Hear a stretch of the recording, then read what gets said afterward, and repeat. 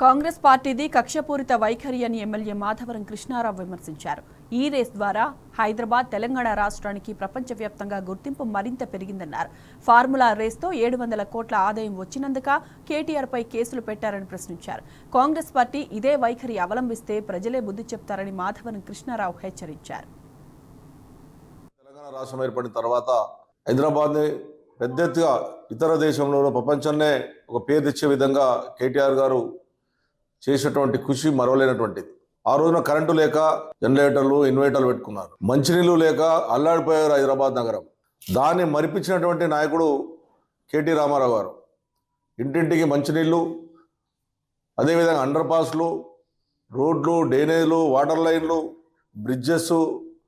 హైదరాబాద్ నగరంలో ఇప్పుడు హైదరాబాద్ వచ్చినామంటే చాలామంది ఫిలిం యాక్టర్స్ కూడా అన్నారు హైదరాబాద్, సింగపూర్ అన్నటువంటి మాటలు మాట్లాడింది కూడా చూసాం. అంత పెద్ద ఎత్తుగా హైదరాబాద్ని డెవలప్ చేస్తే ఈ రోజున ఒక రేసు ఏ రాష్ట్రంలో చేయనటువంటి ఆ రేసు తీసుకొచ్చి హైదరాబాద్ నగర్ బ్రాండ్ పెంచాలి, తీసుకొచ్చి దాన్ని ఒక ప్రపంచ స్థాయిలో గుర్తింపు చేశాడు. కొన్ని డబ్బులతో చేసేటివి ఉండవు.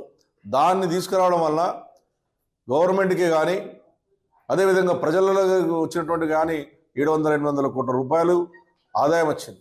అది మా కేటీ రామారావు గారు సాధించారు. దాన్ని ఉంకోబెట్టుకొని, రింగు రోడ్ ఉంకోబెట్టుకొని ఏదో రకంగా ఇబ్బంది పెట్టాలి, కేసీఆర్ గారి ఫ్యామిలీని ఇబ్బంది పెట్టి లోపల పంపాలన్నటువంటి ప్రభుత్వం ఆలోచన తప్ప అంతకన్నా లేదు. ఏ రకంగా కూడా అవినీతి జరగలేదు, ఈ ఇంచు కూడా అవినీతి జరగలేదు.